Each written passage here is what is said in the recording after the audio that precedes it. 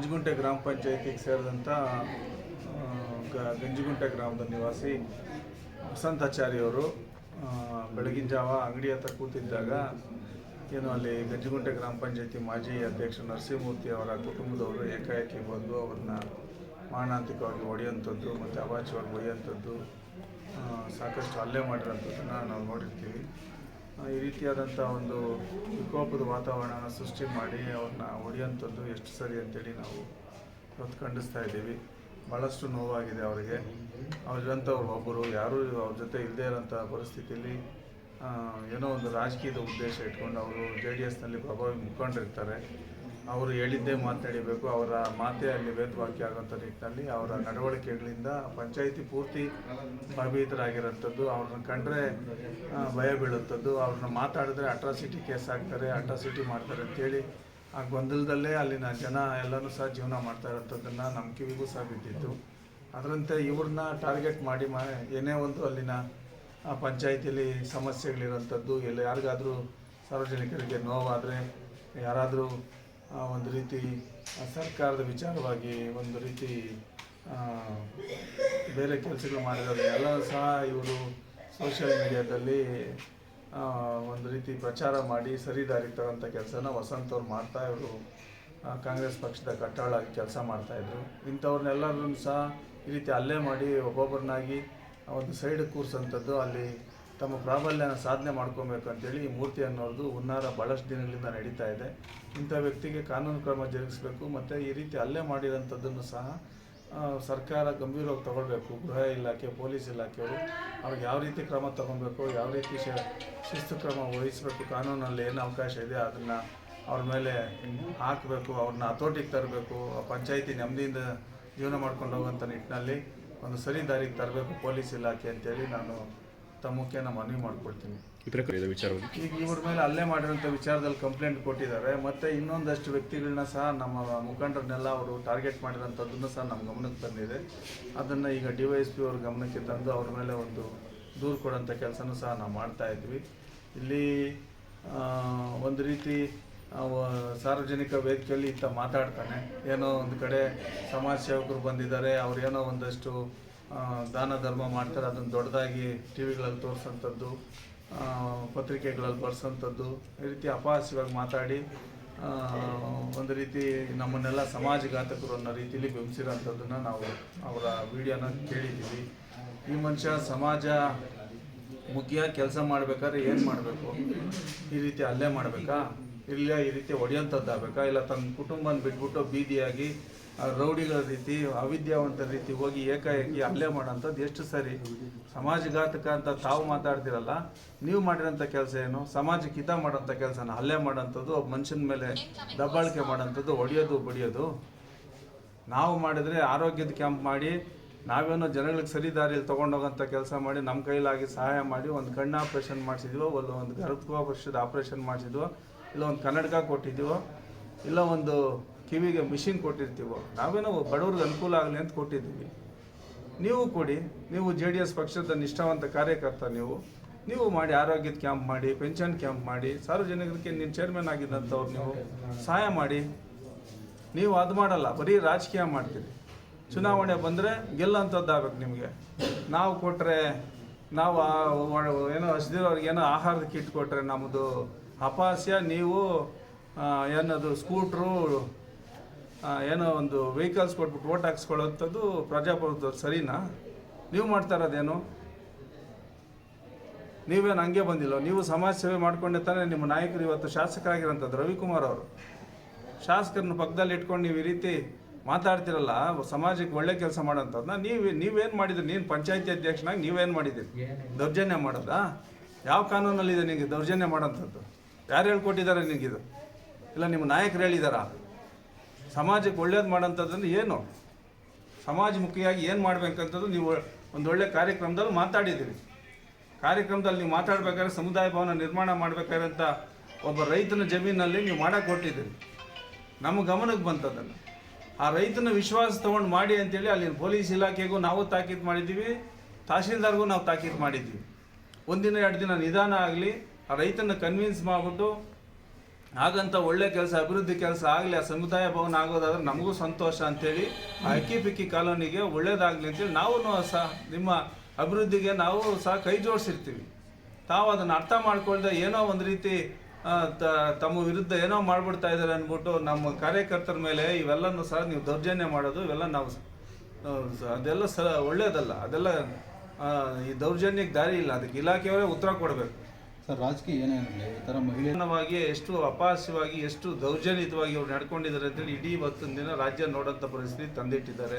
ಈ ರೀತಿ ಕಾರ್ಯಕರ್ತರು JDS ಪಕ್ಷದಲ್ಲಿ ಸಕ್ರಿಯವಾಗಿದ್ದು ಗೂಂಡಾಗಿರಿ ಮಾಡಿಕೊಂಡು ಈ ದೌರ್ಜನ್ಯಗಳು ಮಾಡ್ತಾ ಇರೋಂಥದ್ದನ್ನು ನೋಡ್ತಾ ಇದೇ ಮೊದಲಲ್ಲ. ಇಡೀ ಪಂಚಾಯಿತಿ ಇದರಿಂದ ಭಯಭೀತರಾಗಿ ಭಯದ ವಾತಾವರಣದಲ್ಲಿ ಬದುಕ್ತಾ ಇರೋಂಥದ್ದು. ಯಾರು ಇದನ್ನ ಬಗ್ಗೆ ಏನಾದರೂ ಶಬ್ದ ಮಾಡಿದ್ರೆ ಆತನ ಬಗ್ಗೆ ಧ್ವನಿ ಎತ್ತದೆ, ಆ ಧ್ವನಿ ಅಡಗಿಸೋಂಥ ಕೆಲಸ ಈತನ ಹಿಂದೆಯಿಂದನೂ ಮಾಡ್ಕೊಂಡು ಬಂದಿದ್ದಾನೆ. ಇದನ್ನು ಹತ್ತಿಕ್ಕಬೇಕು ಪೊಲೀಸ್ ಇಲಾಖೆಯವರು.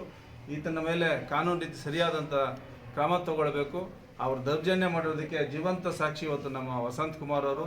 ಇನ್ನೊಂದಷ್ಟು ವ್ಯಕ್ತಿಗಳನ್ನು ಸಹ ಈತ ಟಾರ್ಗೆಟ್ ಮಾಡ್ತಾ ಇದ್ದಾನೆ ಅಂತೇಳಿ ನಮ್ಮ ಗಮನದಲ್ಲಿದೆ. ಅದ್ರ ಬಗ್ಗೆ ನಾವು ಇಲಾಖೆಗೂ ಸಹ ಮಾಹಿತಿ ಕೊಡ್ತೀವಿ. ಇದ್ರ ಮೇಲೆ ಅವ್ರ ಮೇಲೆ ಶಿಸ್ತು ಕ್ರಮ ತಗೊಂಡು ಕಾನೂನು ಕ್ರಮ ಜರುಗಿಸಲಿ ಅಂತೇಳಿ ನಾನು ಮನವಿ. ಓಕೆ ಯಾಕೆ ಅಡ್ಮಿಟ್ ಆಗಿದೆ ಸರ್? ನನ್ನ ಹೆಸರು ವಸಂತ್ ಕುಮಾರ್ ಸನ್ ಆಫ್ ಲಿಂಗಾಚಾರಿ ಅಂತ, ಗಂಜಗುಂಟೆ ಮಾಜಿ ಗ್ರಾಮ ಪಂಚಾಯತಿ ಸದಸ್ಯರು. ಇಲ್ಲಿ ಕಾರಣ ಇಷ್ಟೇ, ನಿನ್ನೆ ಗಂಜಗುಂಟೆ ಗ್ರಾಮ ಪಂಚಾಯತಿಯಲ್ಲಿ ಶಾಸಕರ ಅನುದಾನ ಅಥವಾ ಇತರೆ ಅನುದಾನ ಗೊತ್ತಿಲ್ಲ ನಮಗೆ, ಸಮುದಾಯ ಭವನ ಕಟ್ಟೋದಕ್ಕೆ ಅಕ್ಕಿಬಿಕ್ಕಿ ಗ್ರಾಮದಲ್ಲಿರುವಂಥ ಅಂಗುಸ್ತಿಯವರ ಜಮೀನಲ್ಲಿ ಏಕಾಏಕಿ ನುಗ್ಗಿಯವರು ಜಮೀನು ಮುಟ್ಗೋಲು ಹಾಕೊಳ್ಳೋದಕ್ಕೆ ಗ್ರಾಮ ಪಂಚಾಯತಿ ಸಿಬ್ಬಂದಿ ಮತ್ತು ಮಾಜಿ ಗ್ರಾಮ ಪಂಚಾಯತಿ ಸದಸ್ಯರು ನರಸಿಂಹಮೂರ್ತಿಯವರು ಭೇಟಿ ನೀಡಿ ಜನರಿಗೆ ವಂಚನೆ ಮಾಡುವಂಥ ಕೆಲಸ ಆಗ್ತಾಯಿತ್ತು. ನನಗೆ ಮಧ್ಯಾಹ್ನ 1:30ಗೆ ಪಾಪ ಅಂಗುಸ್ತಿ ಮಗ ಶಿವಮಣಿ ಅನ್ನೋವನು ಒಂದು ಹಣ ನಮ್ಮ ಜಮೀನೆಲ್ಲ ಮುಟ್ಕೊಂಡು ಹಾಕ್ಕೊಂಡು, ನಾನು ಒಂದು ಉಳುಮೆ ಮಾಡ್ತಾರೋ ಜಮೀನಲ್ಲಿ ಸಮುದಾಯ ಭವನ ಕಟ್ತಾ ಇದ್ದಾನೆ, ಏನೇನು ಮಾಡೋದು ಕಾಪಾಡಿ ಅಂದ್ಬಿಟ್ಟು. ಹಾಗಾಗಿ ನಾನು ಕೆಲವೊಂದು ವಿಚಾರದಲ್ಲಿ PDO ಅವ್ರಿಗೆ ಮತ್ತು ಗ್ರಾಮ ಪಂಚಾಯತಿ ಸಿಬ್ಬಂದಿಗೆ ಫೋನ್ ಮಾಡಿ, ದಯವಿಟ್ಟು ಬಡವರಪ್ಪ ಅವ್ರಿಗೆ ತೊಂದರೆ ಮಾಡಬೇಡಿ, ನೀವು ಬೇರೆ ಇತರೆ ಜಾಗ ಇದೆಯಲ್ಲ, 12 ಎಕರೆ ಜಮೀನು ಇದೆಯಲ್ಲ, ಅದು ಹಾಕ್ಕೊಬೋದಲ್ಲ ಅಂತ ಹೇಳಿ ನಾನು ಸಮಾಧಾನ ಪಡಿಸಿದೆ.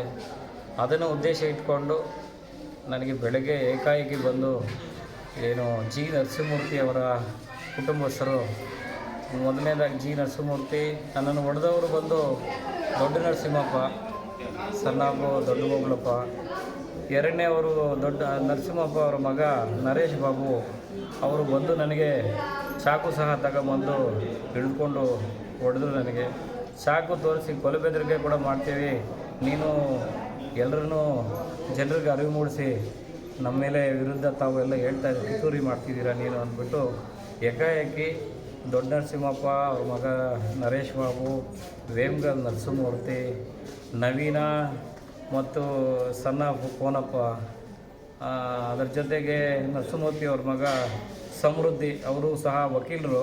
ಅವ್ರ ವಕೀಲರು ನ್ಯಾಯ ಹೇಳೋದು ಬಿಟ್ಟು ಅವರು ಕೂಡ ನಮ್ಮ ಮೇಲೆ ಬಂದು ದಬ್ಬಾಳಿಕೆ ಮಾಡಿ ಹೊಡೆದು ಹೋಗಿರ್ತಾರೆ. ನಾನು ಬೆಳಗ್ಗೆ ಸರ್ಕಲ್ಗೆ ಗಂಜಗುಂಟೆ ಸರ್ಕಲ್ ಟೀ ಕುಡಿಯೋಣ ಅಂತ ಬಂದು ಕೂತಿದ್ರೆ ಏಕಾಏಕಿ ಬಂದು ಸುಮಾರು 16 ಜನ ಬಂದು ನಮ್ಮ ಮೇಲೆ ದಬ್ಬಾಳಿಕೆ ಮಾಡಿ ಹೊಡೆದಿದ್ದಾರೆ. ಇದನ್ನು ಹೇಳಕ್ಕೆ ಹೋದ್ರೆ ನಮಗೇನೆ ಊಹಿಸೋಕ್ಕಾಗಲಿಲ್ಲ ಸರ್, ಆ ರೀತಿ ಬಂದರು. ಈಗ ನರೇಶ್ ಅನ್ನೋವನು ಬಂದು ನನಗೆ ಕೊಲೆ ಬೆದರಿಕೆ ಹಾಕಿದ್ದಾನೆ, ಪ್ರಾಣ ಬೆದರಿಕೆ ಕೂಡ ನನಗೆ ತುಂಬ ಇದೆ. ದಯವಿಟ್ಟು ಪೊಲೀಸ್ ಇಲಾಖೆಯವರು ಒಂದು ರಕ್ಷಣೆ ಕೊಡಬೇಕು. ಏಕಾಏಕಿ ಬಂದಿದ್ದ ಉದ್ದೇಶನೇ ಅಷ್ಟೇ, ಅವರು ನಾವು ಪರಿಶಿಷ್ಟ ಜಾತಿ, ನೀವು ನಾನು ಜಾತಿ ನಿಂದನೆ ಮಾಡ್ತಾ ಇದ್ದೀಯ ಅಂತ ಅವ್ರು ಬಂದು ಅಲ್ಲಿ ಏನೂ ನಡೆದಿಲ್ಲ, ರಾಜಕೀಯ ಪಿತೂರಿಯಿಂದನೇ ಈಗ ನಮ್ಮನ್ನು ಹೊಡೆಯುವಂಥ ಕೆಲಸ ಆಗಿದೆ. ಅದ್ರ ಜೊತೆಗೆ ಕಳೆದ 2 ತಿಂಗಳ ಹಿಂದುಗಡೆ ಗಂಜಗುಂಟೆ ಗ್ರಾಮ ಪಂಚಾಯತಿಯಲ್ಲಿ 316ನೇ ಸರ್ವೆ ನಂಬರಲ್ಲಿ ಅದು 11 ಎಕರೆ 20 ಗುಂಟೆ ಇರೋ ಜಮೀನಲ್ಲಿ ನಮ್ಮ ಮಾಜಿ ಗ್ರಾಮ ಪಂಚಾಯತಿ ಸದಸ್ಯರು ನರಸಿಂಹಮೂರ್ತಿಯವರು ಎಲ್ಲಂತಂದರೆ ಅಲ್ಲಿ ನಿವೇಶನಗಳು ಮಾಡಿ ಸಾರ್ವಜನಿಕರಿಗೆ ಮಾರಾಟ ಮಾಡುವಂಥದ್ದು ಆಗ್ತಾಯಿದೆ. ಹಾಗಾಗಿ ನಾನೊಂದು ಪ್ರಶ್ನೆ ನಮ್ಮ ಶಾಸಕರಿಗೆ, JDS ಶಾಸಕರಿಗೆ, ಶಿಡ್ಲಘಟ್ಟ ವಿಧಾನಸಭಾ ಕ್ಷೇತ್ರದ ಶಾಸಕರನ್ನ, ಇಂಥವ್ರನ್ನ ಗೂಂಡಾಗಳನ್ನ ಇಟ್ಕೊಂಡು ನಮ್ಮ ಮೇಲೆ ದಬ್ಬಾಳಿಕೆ ಮಾಡುವಂಥದ್ದು ಯಾವ ರೀತಿ ಯಾವ ಮಟ್ಟಕ್ಕೆ ಸರಿ ಇದೆ ಅಂತ ತಾವು ನನಗೆ ಉತ್ತರ ಕೊಡಬೇಕು. ಹಾಗಾಗಿ ನಾನು ನಿಮ್ಮ ಮೇಲೆ ನಾನು ಗೂಬೆ ಕೂರಿಸೋಂತ ಮಾಡ್ತಾ ಇಲ್ಲ. ದಯವಿಟ್ಟು ನೋಡಿ, ಇವತ್ತು ನನಗಾಗಿದೆ, ಮುಂದಿನ ದಿನಗಳಲ್ಲಿ ಮತ್ತು ಸಾಮಾನ್ಯ ಪ್ರಜೆ ಕೂಡ ಆಗ್ತದೆ. ನಾನು ಕೂಡ ಮಾಜಿ ಗ್ರಾಮ ಪಂಚಾಯತಿ ಸದಸ್ಯನಾಗಿದ್ದರಿಂದ ನಾನು ಹಲವಾರು ರೀತಿಯಲ್ಲಿ ನನಗೂ ಕೂಡ ಅಭಿಮಾನಿಗಳಿದ್ದು ಅವ್ರಿಗೂ ಕಾಪಾಡೋಕ್ಕೆ ಅಂತಲೇ ರಾಜಕೀಯವಾಗಿ ನಾನು ಸಹ ಒಡನಾಟಿಕೆ ಇಟ್ಕೊಂಡಿರ್ತೇನೆ. ಹಾಗಾಗಿ ಆದಷ್ಟು ಬೇಗ ಇದನ್ನು ಕಾನೂನು ಅಡಿಯಲ್ಲಿ ಯಾವ ರೀತಿ ಸೂಕ್ತ ತನಿಖೆ ಮಾಡಿ ಸಂಬಂಧಪಟ್ಟ ನಮ್ಮ ದಿಬ್ಬುರಳ್ಳಿ ಆರಕ್ಷಕ ಠಾಣೆಯ ಪಿ ಎಸ್ ಐ ಅವರು ಸ್ಥಳಕ್ಕೆ ಬಂದು ಪರಿಶೀಲನೆ ಮಾಡಿ ಯಾರು ತಪ್ಪಿದೆಯೋ ಅವರ ವಿರುದ್ಧ ಕಾನೂನು ಕ್ರಮ ಜರುಗಿಸಬೇಕು. ನನ್ನ ತಪ್ಪಿದರೆ ನನ್ನ ಕೂಡ ಕಾನೂನು ಕ್ರಮ ನನ್ನ ಮೇಲೆ ಜರುಗಿಸಲಿ ಅಂತ ಕೊಡ್ತೇನೆ. ಆದರೆ ಈ ರೀತಿ ಹೊರಗಳಿಸಬಾರ್ದು ಅಂತ ತಮ್ಮಲ್ಲಿ ಮನವಿ ಮಾಡ್ಕೊಳ್ತಾ ಇದ್ದೇನೆ.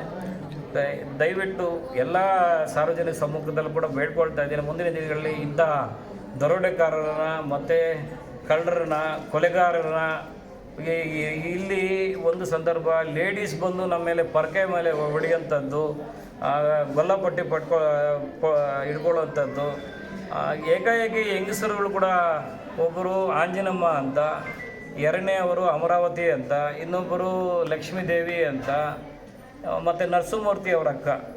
ಈ ವಿಡಿಯೋ ಸಮೇತ ನಮ್ಮ ಬಳಿ ಇದೆ. ದಯವಿಟ್ಟು ಚಿಕ್ಕಬಳ್ಳಾಪುರ ಜಿಲ್ಲೆಯ ನಮ್ಮ ಎಸ್ ಪಿ ಸಾಹೇಬರಿಗೂ, ಚಿಂತಾಮಣಿ DYSP ಸಾಹೇಬರಿಗೂ ಮತ್ತು PSI ಮೇಡಮ್ ಅವ್ರಿಗೂ, ಶೈಲಜಾ ಅವ್ರಿಗೂ ಸಹ ಕೇಳ್ಕೊತಾ ಇದ್ದೇನೆ, ಸೂಕ್ತ ತನಿಖೆ ಮಾಡಿ ದಯವಿಟ್ಟು ಯಾರು ತಪ್ಪು ಇದ್ದರೆ ಅದನ್ನು ಶಿಕ್ಷೆಗೆ ಒಳಗೊಳಿಸಬೇಕು ಅಂತ ಮನವಿ ಮಾಡಿಕೊಂಡು